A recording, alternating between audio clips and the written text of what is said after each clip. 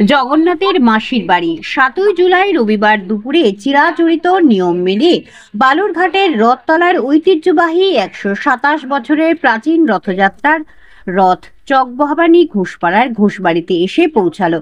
এখানে বিগ্রহ পূজা ও জগন্নাথ দেবের ভোগের পাশাপাশি জগন্নাথের মাসির বাড়ি থেকে ভক্তদের প্রসাদ বিতরণের পর আবার রথতলার মাঠে গিয়ে জগন্নাথ পৌঁছবে এবং সেখানে রথের মেলা শুরু হবে। ঘোষবাড়ির অন্যতম সদস্য সুজয় ঘোষ, রাসু ঘোষ জানিয়েছেন, চকভবানী রথতলায় রথযাত্রার ঘোষপাড়ায় মাসির বাড়ি উৎসব আমাদের দিয়ে তৃতীয় পুরুষ চলছে।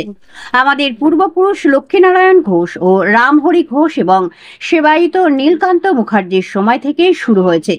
আগে রথযাত্রার পর থেকেই উল্টো রথ পর্যন্ত 7 দিন ব্যাপী ঘোষপাড়াতেই জগন্নাথ দেবের পুজোর পাশাপাশি ভগবত পাঠ, কীর্তন ও ভক্তদের প্রসাদ বিতরণ করা হতো।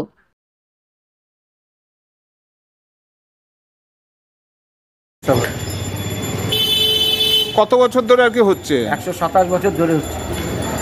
চকভবানী রথতলার যে রথটা আপনাদের এখানে আসে জগন্নাথের মাসির বাড়িতে ঘোষপাড়াতে, হ্যাঁ, মাসি ঘোষবাড়ি ঘোষবাড়িতে আসে, এটা আপনাদের কপুরুষ ধরে চলছে?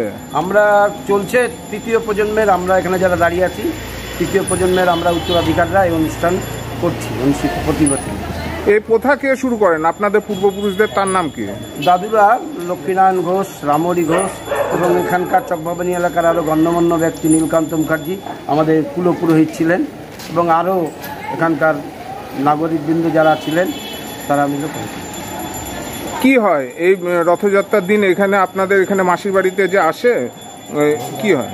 আমরা 7 দিন ধরে দুবেলা ভোগ আরতি, তারপরে নাম কীর্তন অনুষ্ঠান, প্রসাদ বিতরণ, যেটা যে আজকেও আমাদের এখানে রথ নিয়ে আসলো। আমরা এখনই অন্নের ভোগ বিতরণ অনুষ্ঠান এবং বিগ্রহ পূজা হচ্ছে, তার প্রসাদ বিতরণ অনুষ্ঠান কাজ আমরা এখনই শুরু করব।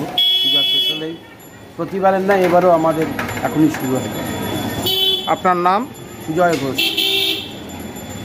দাবি ত্যাগ এই চ্যানেল কোনো প্রচার করে না। হিংসাত্মক, ক্ষতিকারক বা অবৈধ কার্যকলাপ এই চ্যানেল দ্বারা প্রদত্ত সমস্ত বিষয়বস্তু শুধুমাত্র একটি শিক্ষামূলক উদ্দেশ্যের জন্য। ধন্যবাদ। শুভেচ্ছা টিম আমার বাংলা নিউজ।